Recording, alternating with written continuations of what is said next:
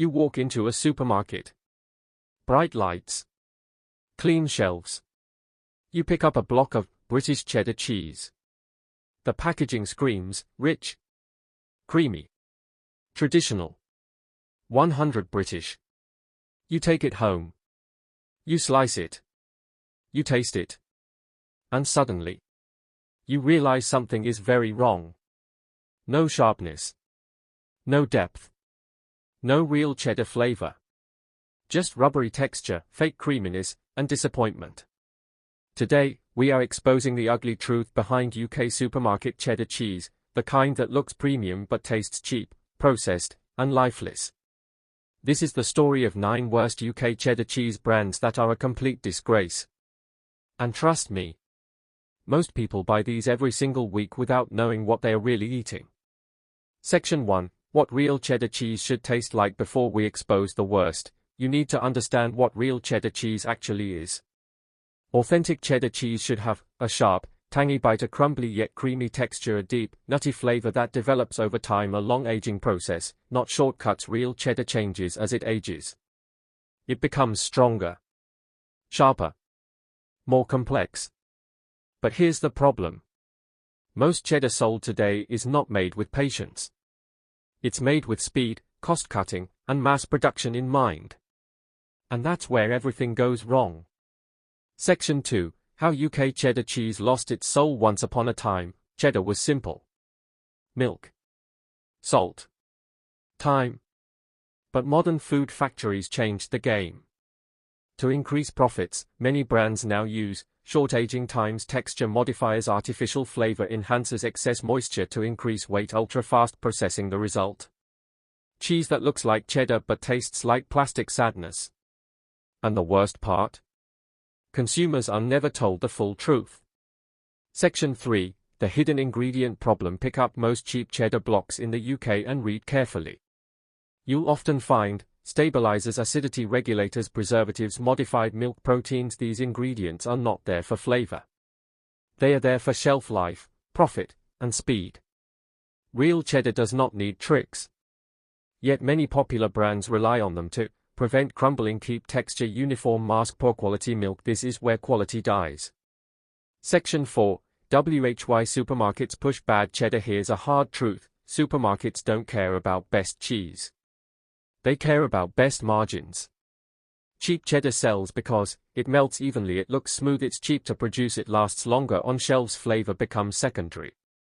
That's why the worst brands are often placed at eye level, given big discounts, marketed as family favorites. This is cheddar made for profit, not people.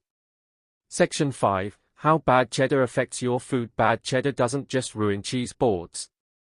It destroys burgers, pasta, sandwiches, toasties, mac cheese. Instead of enhancing dishes, it turns oily, becomes rubbery, loses flavor when heated, leaves a weird aftertaste. Many people think, maybe I cooked it wrong. No. The cheese was wrong from the start. Section 6. WHY most people don't realize they're being fooled. Here's the biggest reason these brands survive. People have forgotten what real cheddar tastes like. When you grow up eating low-quality cheese, you accept it as normal. Your taste buds adapt.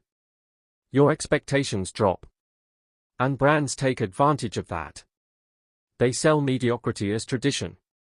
Section 7. How we chose the 9 worst UK cheddar brands. This list is based on consistent consumer complaints, texture and flavor issues, overprocessing, weak aging profiles, poor melting behavior. This is not personal.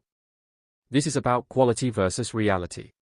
And in the next part, we will start naming names. Let's start with the cheddar almost everyone has bought at least once. The super cheap supermarket own brand block. You know the one. Big size. Low price. Bright orange color. At first glance, it feels like a bargain. But once you open it, the problems begin. What's wrong with it? Almost no smell, soft, rubbery texture, melts into oil instead of cheese, extremely mild, almost sweet taste. This cheddar is made for volume, not flavor. Why it tastes so bad? This cheese is barely aged, high in moisture, produced at massive scale, designed to be cheap and uniform. The result is cheese that doesn't crumble, doesn't mature, doesn't develop flavor. It's cheddar in name only. Section 9. Brand number 8. mild cheddar that never grows up. Next on the list is something even worse. Cheddar that proudly calls itself mild. Now, mild cheddar isn't bad by definition. But the problem is, these brands use mild as an excuse for laziness. Common complaints: flat taste, no sharpness at all, plastic-like mouthfeel, zero aftertaste, it disappears the moment you swallow it. The real issue: this cheddar is rushed through production, hardly aged, made with poor quality milk. Instead of developing flavor, it's pushed straight to shelves. You're not tasting cheddar. You're tasting unfinished cheese. Section 10, brand number 7, PIE sliced, family pack, cheddar. This one sells millions of packs every year. Pre-sliced cheddar. Convenient. Perfectly shaped. Always the same. But convenience comes at a cost. Why pre-sliced cheddar fails: dry edges, weak flavor, artificial smoothness, no real texture, and when melted, it turns greasy and strange. What they don't tell you: to keep slices from sticking, brands often rely on anti-caking agents, texture stabilizers, extra processing. All of this kills natural cheddar character. Real cheddar is alive. This stuff is engineered. Section 11, why these three brands are so popular. Here's the uncomfortable truth. These cheeses aren't popular because they are good. They are popular because they are cheap, easy to use, always available, marketed heavily. People buy them for kids' lunches, toast, burgers, quick meals, but convenience has replaced quality. Section 12, how these cheeses train your taste buds wrong. When you eat bad cheddar long enough, sharp tastes feel too strong, real cheddar feels too crumbly, complex flavor feels weird, your taste buds get used to blandness. And that's exactly what bad brands want. Section 13, how to spot bad cheddar. In 10 seconds before we move on, here's a quick test. Bad cheddar usually has very smooth surface, perfect shape, no crystals, no strong smell, very soft feel. Good cheddar often looks imperfect. And that's a good thing. This one hurts. Because people buy it thinking they're being smart. Thick packaging. Rustic fonts. Words like farmhouse, traditional, crafted. But once you taste it, the illusion breaks. What people notice first looks aged but tastes young, crumbly on the outside, bland inside, no depth, no punch, weak finish. It promises heritage. It delivers nothing special.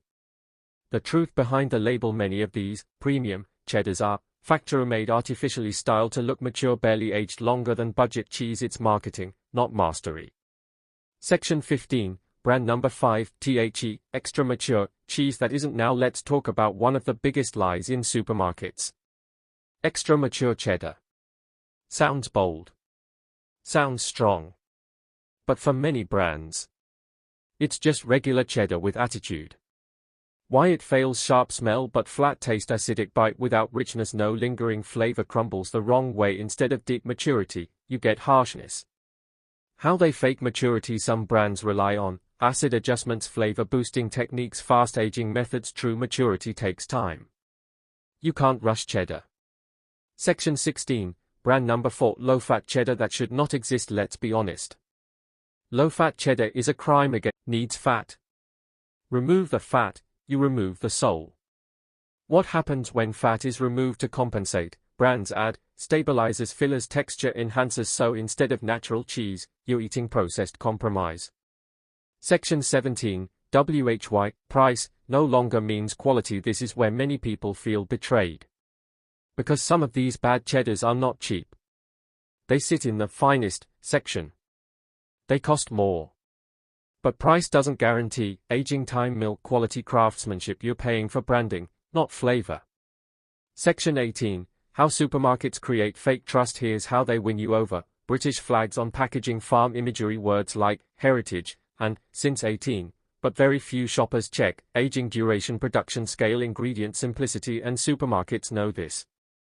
Section 19, signs you're being fooled. If a cheddar claims maturity but melts poorly, smells strong but tastes empty, crumbles strangely, leaves bitterness, that's not tradition. That's shortcut. This one is dangerous. Not because it's the worst tasting, but because people defend it like a religion. Say one bad word about it and someone will say, I've eaten this my whole life. And that's exactly the problem.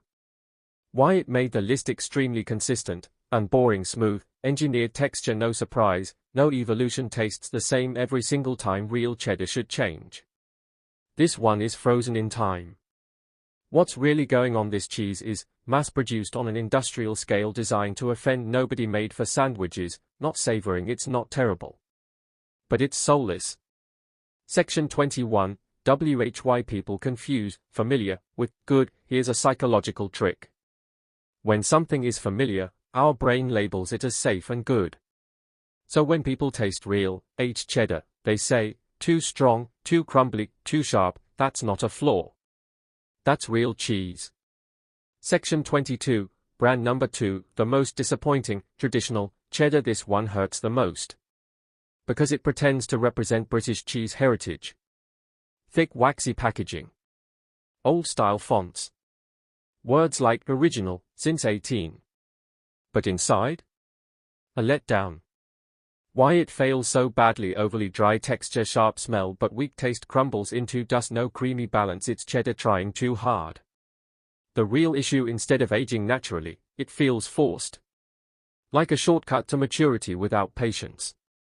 Section 23. Why these two brands sell so well? Simple reasons. Massive distribution, strong brand loyalty, nostalgia, marketing, shelf dominance. People don't buy them because they are the best. They buy them because they are everywhere. Section 24. The biggest myth about cheddar cheese. Let's kill this myth once and for all. British cheddar is always high quality. No. Britain has amazing cheddar and terrible cheddar. Country of origin does not protect against overprocessing, cost-cutting, flavor loss. Quality is about choices, not flags.